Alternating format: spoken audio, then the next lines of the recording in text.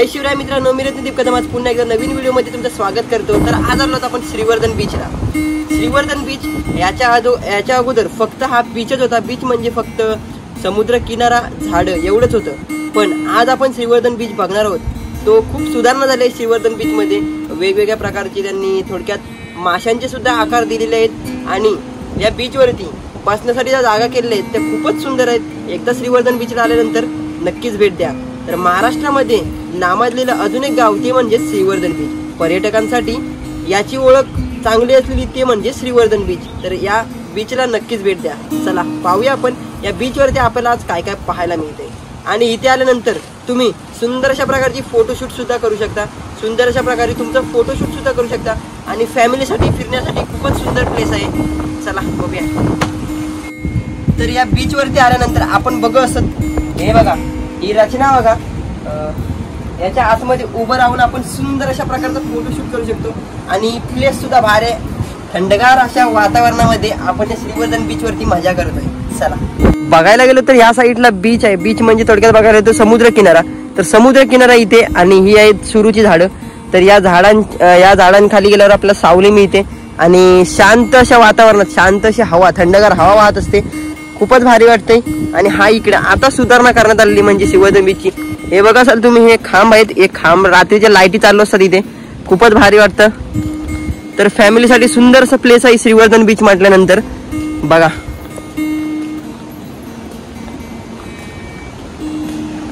समुद्राच्या लाटांच्या आवाजामध्ये आणि इथे तर तुम्ही बसलात तर तुम्हाला एकदम शांतपणा आणि गारवा जाणवेल।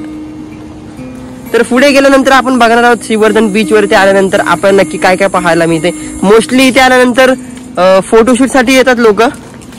आपण लाखन दादाला विचारूया त्याला श्रीवर्धन बीचला आल्यानंतर काय म्हणजे त्याचा एक्सपिरियन्स काय आहे तो बघूया आपण। लाखन, तू याच्या अगोदर श्रीवर्धन बीचला आला होतास? नाही, मी आज मोस्टली पहिलाच आलेलो आहे। त्याच्यामुळे आज बघायला गेलं तर खूप असं भारी असं म्हणजे शांत एकदम एकांत बसल्यासारखं पण वाटलं आणि तुम्ही फॅमिली शूट करण्यासाठी पण येऊ शकता, प्लस कपल फोटोशूट करण्यासाठी पण येऊ शकता। पण एवढं इतकं भारी वाटतंय ना आज बघितल्यावरती की असं वाटतंय की आपल्या गावाला जाऊच नाही असं स्वतःला तर मला असं वाटायला लागलंय। तर भारी लाखन दादा सुद्धा माझ्यासोबत आला आणि लाखन दादाला सुद्धा असं वाटतंय, कारण का श्रीवर्धन बीच बघायला गेलो तर फक्त मोस्टली समुद्र किनारा होता, त्याच्या व्यतिरिक्त इथं काहीच नव्हतं। बट आता सुधारणा केल्यामुळे श्रीवर्धन बीचला अजून सुद्धा लोक अट्रॅक्टिव्ह होत आहेत आणि अजून सुद्धा याच्या सुधारणा होईल, कारण का या आता सुरुवात झाली आहे। चला बघूया। भारी असं एकदम शांत असं वातावरण वाटतं इथे आपल्याला। आणि तुम्ही जर संध्याकाळच्या वेळेला इथे आलात तर तुम्हाला अजून मोस्टली संध्याकाळच्या वेळेला खूप काही पाहायला मिळेल इथे आणि तुम्हाला गर्दी सुद्धा पाहायला मिळेल संध्याकाळच्या वेळेला। बघा श्रीवर्धन बीचला आल्यानंतर आपल्याला हे अशा प्रकारचं स्ट्रक्चर पाहायला मिळतं, ते म्हणजे मासाचं।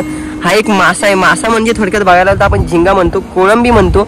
याचं स्ट्रक्चर इथं दिलेलं आहे, टायगर मोठा।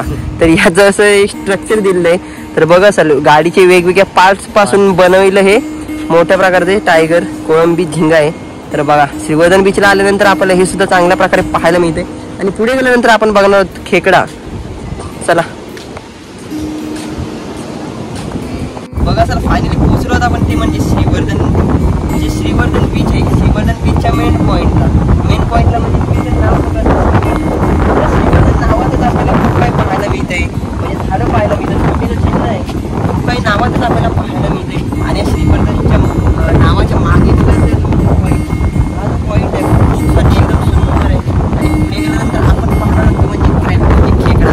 चला जाऊया। तर आपण आता श्रीवर्धन बीचच्या अशा पॉईंटवर येऊन पोहोचलोय, ते म्हणजेच लोकांचं मन त्याच्याकडे अट्रॅक्टिव्ह करणाऱ्या पॉईंटकडे। तो म्हणजेच आपल्या मागे बघत असलेला हा क्रॅब म्हणजे खेकडा। हा सुद्धा समुद्रात आपल्याला पाहायला मिळतो। तर त्याचं सुद्धा स्ट्रक्चर इथे बनवलं आहे आणि याचं स्ट्रक्चर सुद्धा कशा प्रकारे बनवलं आहे तुम्हाला दाखवून। याचं स्ट्रक्चर सुद्धा बनवलेलं आहे, ते वेगवेगळ्या गाडीचे जे पार्ट्स असतात, जुने पार्ट्स असतात त्यांच्यापासून हा क्रॅब म्हणजे खेकडा बनवलेला आहे।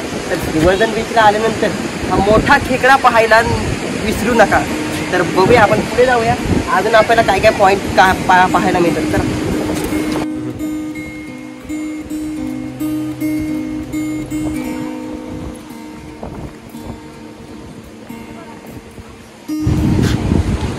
तर या पॉईंटला आल्यानंतर तुम्ही इकडे बघू शकता आपल्याला थोडक्यात गर्दी सुद्धा पाहायला मिळते आणि इथे थोडक्यात आपल्याला म्हणजे आपण इथे वर्कआउट सुद्धा करू शकतो. थोडक्यात हे पॉईंट दिले आहेत आपल्याला इथे बघा.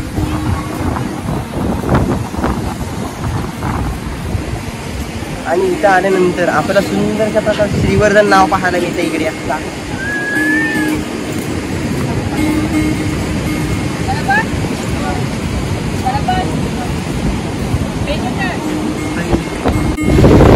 चुकीचं पकडलं की बरोबर पकडलं ते मला माहिती नाही, वर्कआउट करते. पण तुम्हाला कमेंट बॉक्स मध्ये नक्कीच सांगा, जरा माझ्या तर करायला पाहिजे ना.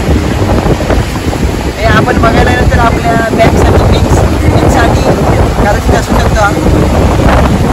मला तरी असं वाटतं. त्याच्यानंतर ते आपण केलं, त्याच्यानंतर आपण इकडे येऊया. ते बघायचं तर आपण थोडक्यात ट्रायसेपसाठी मारू शकतो.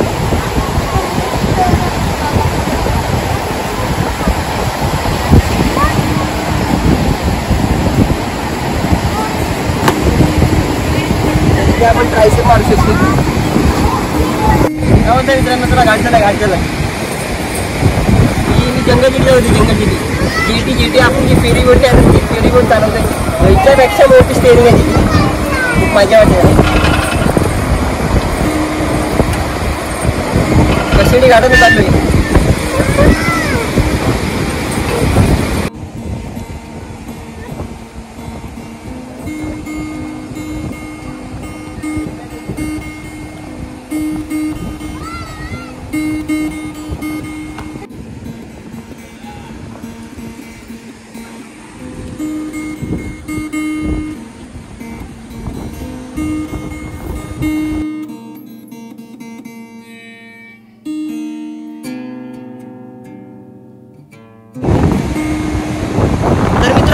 आपण श्रीवर्धन बीचला आल्यानंतर श्रीवर्धन बीच पाहिलं.